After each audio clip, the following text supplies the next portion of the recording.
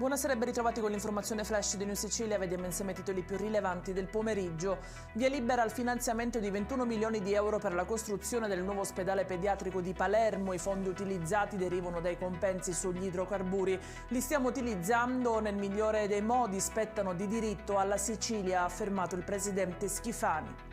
Lavoratori ASU, 3 milioni di euro garantiranno per tutto il 2025 l'integrazione oraria di 258 dipendenti in servizio nelle sedi centrali e periferiche dell'assessorato dei beni culturali e dell'identità siciliana. Lo ha stabilito oggi il governo regionale su proposta dell'assessore Scarpinato. La cronaca nera con un grave incidente stradale a Paternò nel Catanese. 3 ragazze sono state investite da un giovane di 17 anni a bordo di uno scooter. Era appena uscite dalla scuola.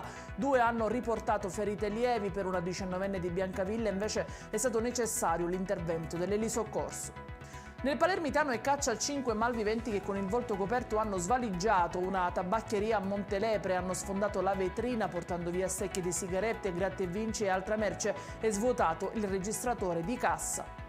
In chiusura il meteo, continua l'ondata di bel tempo in Sicilia. Domani sono previste temperature massime di 30 gradi a Siracusa, 27 a Catania e a Ragusa. Ed è tutto per questa edizione. Vi ricordo come sempre che i dettagli su queste notizie li trovate sul nostro sito www.newsicilia.it. Grazie per averci seguito e buona serata.